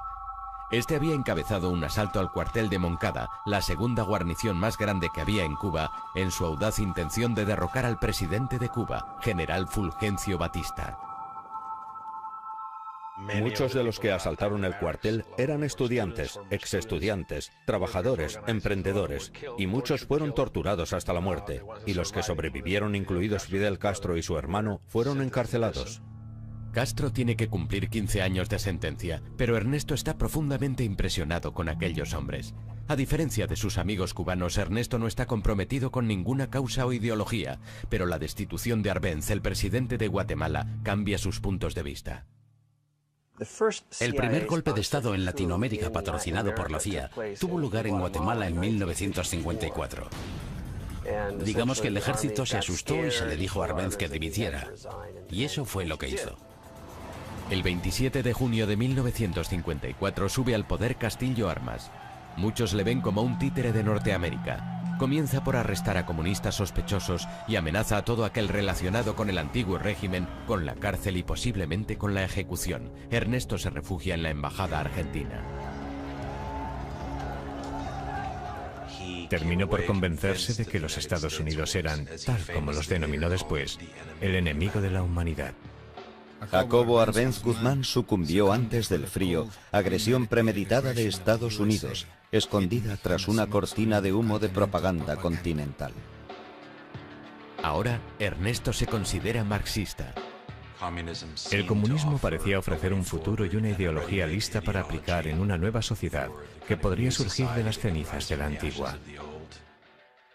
Ernesto Guevara se fue de Guatemala convertido en un individuo radicalizado, en busca de una revolución en la que poder luchar. En septiembre de 1954, como muchos otros izquierdistas, Ernesto se dirige a México, donde el expresidente Cárdenas había nacionalizado los yacimientos de petróleo en la década de los 30. México tenía una posición histórica como uno de los países en la órbita de Estados Unidos, pero a finales de siglo supo hacer frente al imperialismo yanqui. Ernesto se vuelve a poner en contacto con sus amigos cubanos, que le presentan a Raúl Castro, quien tras cumplir 22 meses de cárcel por su papel en el asalto de Moncada, va a México e intenta reconstruir la organización de su hermano mayor, Fidel. Se cayeron bien. A diferencia de Fidel, que estaba aún en prisión, era marxista.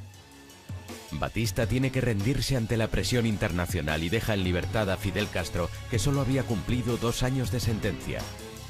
También Fidel se dirige a México. Castro había intentado derrocar la dictadura por la fuerza de las armas en aquel loco asalto al cuartel de Moncada, asalto que muchos consideraron un acto temerario. Ahora estaba exiliado de su patria. ¿Y adivinan qué? Iba a organizarse, volver a su país y hacer lo mismo. Mientras Ernesto es reservado, serio, comunista, Fidel Castro no es ninguna de esas cosas. Estaba metido de lleno en la improvisada política de su época y se consideraba a sí mismo patriota y nacionalista. Aún no era marxista-leninista. En agosto de 1955, y deseando conocer al hombre que había levantado semejante pasión entre sus seguidores, Ernesto le pide a Raúl que le organice un encuentro. El encuentro dura toda una noche. Una incidencia política es haber conocido a Fidel Castro, el revolucionario cubano. Un hombre joven, inteligente, seguro de sí mismo y de una audacia extraordinaria. Creo que hay una mutua simpatía entre nosotros. Comparten muchas ambiciones y el mismo demonio, los Estados Unidos.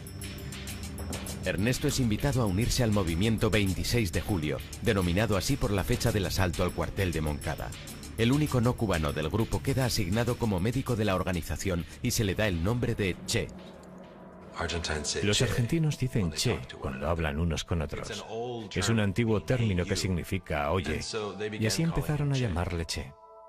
Hilda se había quedado en Guatemala y ahora se reúne con Ernesto. Hilda le dijo que estaba embarazada. Aquello fue un golpe tremendo, pero Ernesto decidió hacer lo correcto y se casó con ella. Poco después del nacimiento de su hija, Hildita, el Che se vuelca totalmente en el movimiento y en la gran ofensiva en Cuba. Casi inmediatamente partió para pasar largos periodos de tiempo en un rancho a las afueras de la Ciudad de México, donde recibió entrenamiento militar. Se convirtió en uno de los mejores tiradores del grupo. Pero pronto se corre la voz y el Che, junto a Fidel Castro y la mayor parte de los miembros del movimiento 26 de julio que están en la ciudad, son detenidos. Permanecen en la cárcel durante un mes. Tras su puesta en libertad, el movimiento sigue de forma clandestina. Fidel Castro continúa con sus planes de derrocar a Batista y compra un viejo y destartalado barco por $15.000, unos 11.000 euros, apropiadamente llamado... Deseaba que comenzara una tercera guerra mundial. Ante las exigencias del imperialismo, La CIA y las fuerzas especiales norteamericanas conspiraban para derribarle. Su muerte está envuelta en un velo de misterio. Su cuerpo fue enterrado de forma secreta en una tumba sin nombre.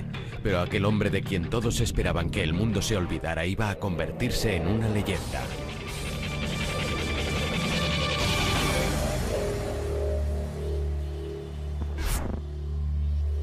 Che Guevara, vida de un rebelde.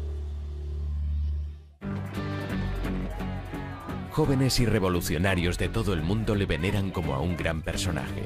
Su rostro aparece en millones de camisetas, pero el Che Guevara auténtico no era una imagen bidimensional, sino un hombre muy complejo y con un objetivo determinado. El Che consideraba que formar parte de una guerrilla era la máxima expresión del género humano.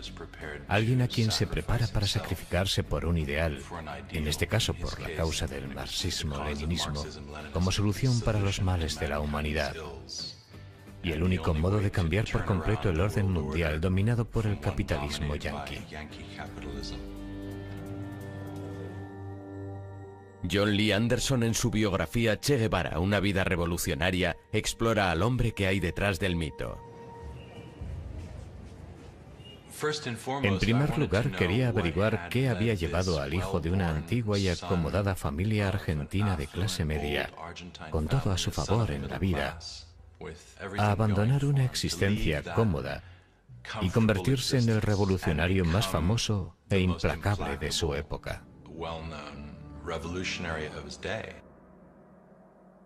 14 de mayo de 1928. Che Guevara nace como Ernesto Guevara de la Serna en la ciudad de Rosario, Argentina.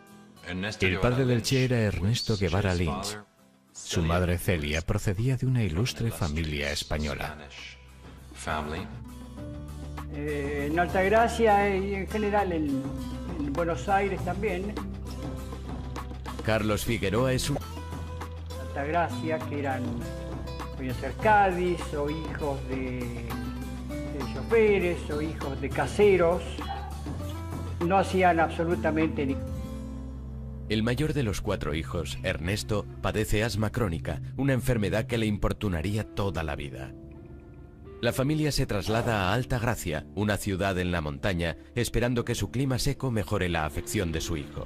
En Altagracia, Ernesto conoce a Calica Ferrer. Cuando éramos jovencitos, aclaro que Ernesto tenía muy mal oído, bailaba, le decíamos que bailara una cosa y estaban tocando.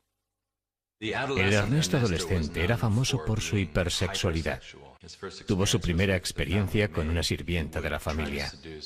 Intentaba seducir a todas las mujeres de cualquier tipo, edad o apariencia. Uno de los rasgos más insólitos de Ernesto es su falta de higiene, lo que le hace ganarse el apodo de chancho, en otras palabras, cerdo. Que él le llamaba la semanera,